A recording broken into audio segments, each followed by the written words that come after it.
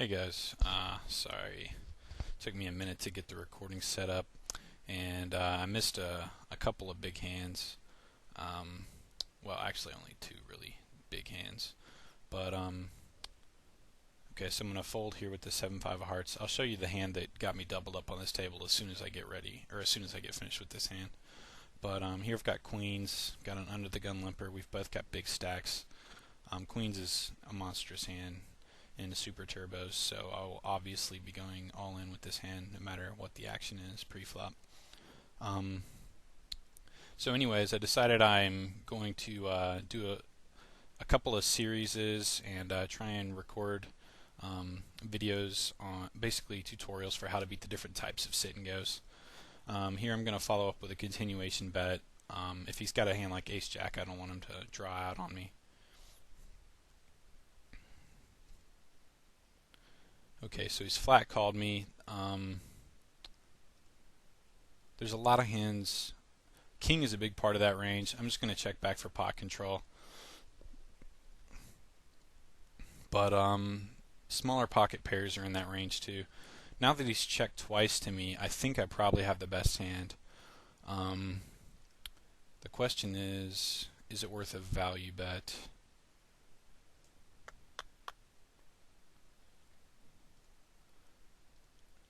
I'm going to value bet. There's just no way that he'd be checking twice to me with a good king.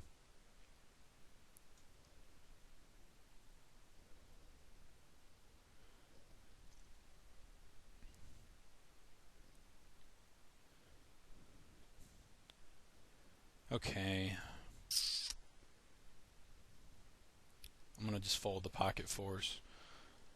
Super turbos are a little bit, well, they're a lot different from other tournaments that you would play in. Pocket fours plays poorly after the flop. I'm at risk if I go all in pre-flop. Well, obviously with a flop like that, I'm in good shape. But if I limp, he shoves and he calls, I'm forced to fold. So and I mean, I'm going to be up against pairs when I get all in pre-flop against someone. And plus, I've already got a big stack. If I'd have had a 255 stack, I'm almost certain I would have shoved in that spot. Okay, let me show you the hand that got me my big stack on this table to begin with. Okay, this is it right here. It was the second hand of the tournament. It's real simple how it went down. This guy right here, rags, limped in pre-flop. Deuce 5, pot odds, but yeah, it's deuce 5. So then, okay, I'm just going to shove here. There's no reason to play tricky. Because I would shove fours and I would shove ace 4 and I would shove all kinds of hands. Kings is a shove. Okay, so anyways, it went limp. The small blind limped in and this guy limped in. Of course, this guy limped in first. And I'm the big blind, so I just shove all in with ace queen and I get called by ace 10. But basically, the strategy that you want to use for super turbos is, I would say, a tight aggressive strategy. I don't personally see any reason to do too much limping pre-flop.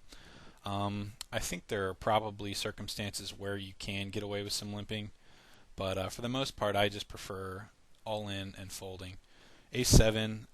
There's too many players left to act behind me for me to shove there, even with the blinds being what they are, and even with the super turbo structure. I probably would have shoved from, like, let's say his position on this hand.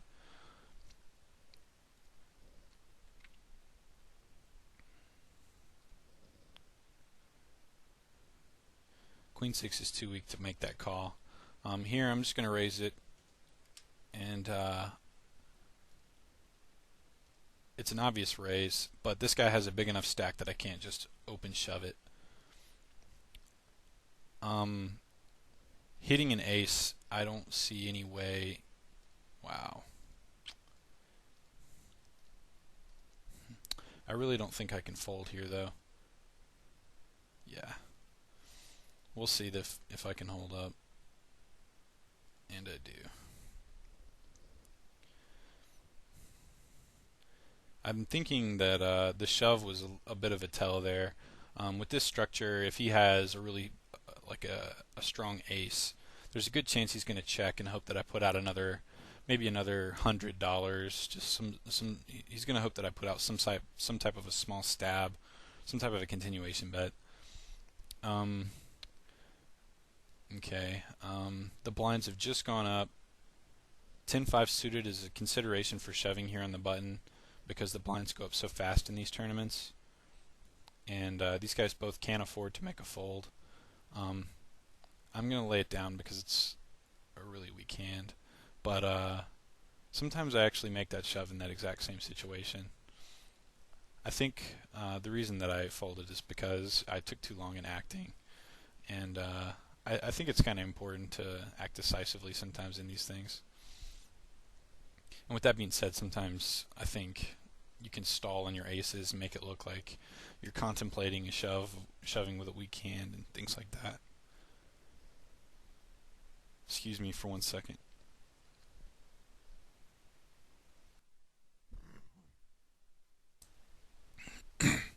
Sorry, I didn't want to cough into the mic. I've got a throat thing going on. Okay, so obviously I'm pretty much destroying this thing. I'm going to start to put a little pressure on, try to take some pots away from these guys. It's usually better, I think, to do this with 4 players remaining as opposed to 3, because then we'd be on the bubble.